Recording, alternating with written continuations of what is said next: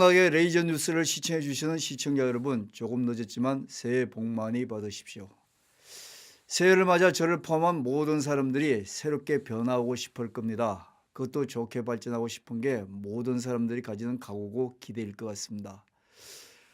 또 나라가 잘 되길 일반인들은 기대가 클 것 같습니다.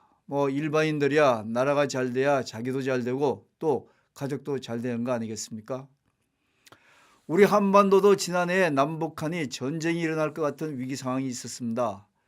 그때 문재인 대통령이 나서서 당한 북한의 김정은을 만나 일촉즉발 터질 것 같았던 미국과 북한의 위기를 중재 단계에 들어갔습니다.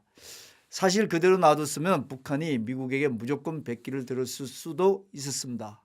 북한은 안 그래도 먹고 살기 어려운 나라였고 요즘 세상에 있을 수 없는 3대를 이어 독재 국가인데 이 세상에 없어진들 남한의 어떤 국민이 저런 정치 집단 밑에 북한 주민들이 힘들게 살기를 원하겠습니까? 문제는 북한이 주제 모르고 미국과 죽기 살기로 맞붙었을 경우 우리나라는 자동적으로 고래싸움에 새우등 터지는 것처럼 원하지 않는 전쟁에 끌려들어가 사랑하는 내 부모와 형제 자매들이 많이 죽었을 수도 있는 상황이 염려되었던 것이죠. 그 상황에서 문 대통령이 혼비백산한 김정은을 만나고 트럼프 대통령한테 중재하겠다고 해서 북한과 미국이 정상회담을 붙여놓은 것은 한나라 대통령으로서 역할을 어느 정도 잘했다 하겠습니다. 초기에 이런 의도와 역할에 대해 우리나라 국민들도 정상적인 생각을 하는 사람들이라면 어느 정도 공감할 것입니다. 문제는 그 이후에 문 대통령의 통일 안보 개념과 국내 정치라는 대통령의 역량에 대해 많은 국민들에게 실망을 준 부분입니다. 한반도를 둘러싼 첨예하게 대립되는 주변 국가 간의 외교와 안보 문제에 있어 국가 이익의 방향타를 제대로 못 잡는 문 대통령의 처신이 황당할 때도 있다고 생각하는 것입니다. 또 다른 얘기는 국내 정치와 경제에 있어서 대다수 국민들이 원하지 않는 방향으로 집권이 계속되면 국민들에게 상처를 주는 정도가 아니라 이 나라가 제대로 유지될까 하는 문제까지 일어날 수 있는 상황에 대해 많은 국민들이 우려하고 있다는 것입니다. 이번 대통령 신년 기자회견을 하면서도 현실감 없이 잘하겠다는 얘기 외에 그동안의 주장을 백화점식으로 나열하는 것은 국가 위기에 직면해 있다는 많은 국민들의 생각을 무한하게 만드는 아주 참담한 회견이었습니다. 계속되는 문 대통령과 국민 생각과의 불통은 무엇보다 대통령 그러시기에는 함량 미달인 분이 엄격결에 촛불 시위덕의 자리를 차지해서 고집 하나만으로 무능을 커버하고 있지 않나 하는 생각을 갖기도 합니다. 구체적으로 보면 문 대통령과 정권은 집권 후에 두 가지 점에서 국민들에게 비난을 받을 수 있습니다. 첫째는 남북한 관계에서 국민들의 뜻과 다르게 처신함으로써 이대로 가면 북한의 김정은에게 나라를 송두리째 넘겨주는 결과가 있을 수 있는 국가 안보의 우려입니다. 둘째는 정치를 하는 것의 기본은 국민을 배불리 먹여 살리는 것이 우선인데 국민을 배불리 먹여 살리지도 못할 뿐 아니라 그 방법도 제대로 알지 못하거나 아는 게 짧아서 임기 끝날 때까지 실험만 계속하다 해가 질 수 있다는 걱정입니다. 우선적으로 문 대통령은 전쟁의 위기일 수도 있는 이런 상황에서 김정은을 찾아가고 해서 일단 급한 불을 끄는 노력은 실제 그럴 만한 상황이었는지는 몰라도 국민 입장에서는 참 다행스러운 일일 수도 있습니다.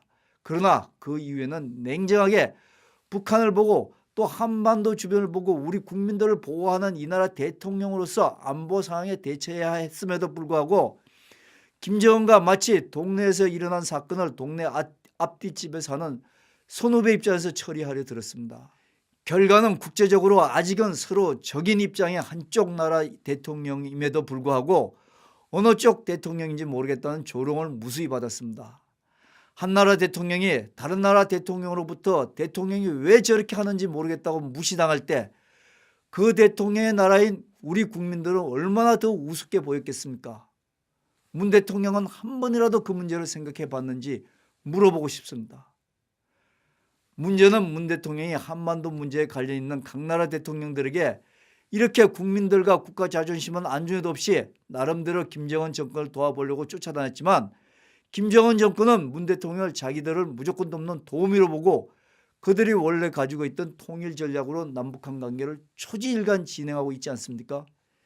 결론부터 말씀드리면 문 대통령이 한반도 문제 해결에 주도권을 가지려고 덤벼들지만 한반도 문제는 애초부터 미국이 주도할 수밖에 없고 북한이 미국의 생각에 어느 정도 부응하느냐가 해결의 방향이 될 수 있으며 우리나라는 미국과 보조를 맞추면서 북한을 달래가는 게 그나마 임시방편으로 위기 상황을 극복하는 방향이라는 게 정답 아니겠습니까? 지금까지 우리나라 어느 정권도 이 원칙을 벗어나 보지 못한 것은 이렇게 하는 것이 국민들의 뜻을 받드는 방향이기 때문이라는 게 그 나름대로의 이유 아니었겠습니까? 소위 두 번의 좌파 정권도 이 원칙을 기준으로 상황에 맞게 탄력적인 운영을 하면서 정상회담도 하고 또 경제 지원도 해온 것이 다 그 같은 이유가 있었기 때문이 아니었나요? 우리나라가 북한 정권을 달래기 위해 지원해준 현물과 현금이 얼마나 됩니까? 1990년대 말부터 최근까지 개성공단, 금강산 관광 등 민간 차원을 제외하고라도 순수 정부 차원에서만 직접적인 대북 지원 규모는 2조 9,900억 원이었습니다. 어느 때는 북한 주민들이 굶어 죽어간다고 해서 우리 정부가 식량 차관으로 1조 원을 빌려줬지만 아직까지 갚을 생각도 하지 않습니다. 이렇게 하면서도 북한은 때만 되면 자기들 성질을 못 이기면서 남한의 포를 쏴대고 군함을 침몰하는 테러를 하고 있지 않습니까? 마치 옛날 소설에서나 볼 듯한 잘못 큰 어부자식이 오히려 잘 키워준 모친과 이복 형제들에게 행패를 부리는 그런 격입니다. 김정은 정권이 근본이 이럴진데 문재인 정부는 한반도 문제를 해결하기 위해 마치 주도권을 남한의 문 대통령이 쥐고 있는 듯 오바해서 발바닥이 닳도록 뛰어다녀 보지만 미국을 비롯한 어느 나라가 그걸 가상하게 생각합니까? 또 남한 국민들이 잘한다고 박수를 쳐줍니까? 이 와중에 김정은 정권은 문재인 정권은 영원히 자기네 정권을 돕는 특급 도우미 역할로 이용하는데 변함이 없을 거라고 확신하고 정작 미국과 조율을 할 때는 문 대통령은 안중에 없이 중국의 시진핑을 만나 지침을 받아오는 일을 반복하고 있지 않습니까? 이런 상황이 뻔하게 예견되었는데 문 대통령이 계속적으로 한반도 문제 해결을 주도권을 잡으려고 한다면 현실 감각이 너무 없는 대통령의 개인적인 멘탈을 국민들에게 적나라하게 보여주는 결과가 될 수도 있습니다. 문 대통령이 2019년 신년 기자회견을 하면서도 애초부터 주도권을 가지지 못한 남북 비핵화 문제를 지금처럼 미국을 도외시하고 북한과 중국과 긴밀히 해결하겠다 하는 것은 아직까지도 상황 파악을 거꾸로 이해하고 있는 게 아닌가 하는 우려가 분명히 있습니다. 아시다시피 미국의 국력에 북한의 김정은 정권이 견주는 것은 마치 어른한테 젖먹이 어린이가 세상 물정 모르고 억지 쓰는 격 아니겠습니까? 앞으로도 미국의 트럼프 대통령은 2020년 미국 재선거를 앞두고 지금처럼 미국과 미국 국민의 이익을 앞세우는 한반도 정책을 분명히 추진하지 않겠습니까? 지금의 트럼프 대통령으로 봐서는 미국이 못 먹고 살아 지친 북한 김정은 정권에게 언발에 오줌 부어 주듯이 하면서 북한에 완전 비핵화를 시켜서 미국 국민들에게 김정은 정권의 핵을 제거하면 무난히 재선을 할 수도 있는 거 아니겠습니까? 이런 상황에서 문 대통령이 지금처럼 미국을 무시하고 북한의 김정은 정권과 시진핑에게까지 같은 편이 되기 위해 액을 하는 태도는 우리 국민들로서는 대통령의 안보관이 국민과 어긋나도 한참 어긋나 있다고 판단할 수밖에 없습니다. 문 대통령은 김정은이 2차 미국과 정상회담 준비를 위해 문 대통령이 그렇게 목 빼놓고 지난 연말에 남한 답방을 해주길 고대하던 문재인 대통령을 무시하고 쪼르르 북경에 가서 시진핑의 지침을 받아오고 있는 김정은 정권을 똑바로 보는 해안이 필요하다고 할 수가 있겠습니다. 김정은이 2차 미국과 정상회담 준비를 위해 그전에 그렇게 목 빼놓고 지난 연말에 남한 답방을 해주길 고대하던 문 대통령을 무시하고 쪼르르 북경에 가서 시진핑 지침을 받아오고 있는 현 상황을 똑바로 볼 수 있는 해안을 분명히 가져야 합니다. 우리 국민들은 김정은의 태도를 예상하고 있는데도 문 대통령만 국민의 뜻을 무시하고 김정은의 후전일을 맡아서 하는 이유를 잘 모르겠고요. 결국은 돌아온 건 김정은 정권의 무시를 대통령 때문에 남한 국민도 같이 무시받아야 하는 서운함을 대통령도 모르는 게 안타깝다는 것입니다.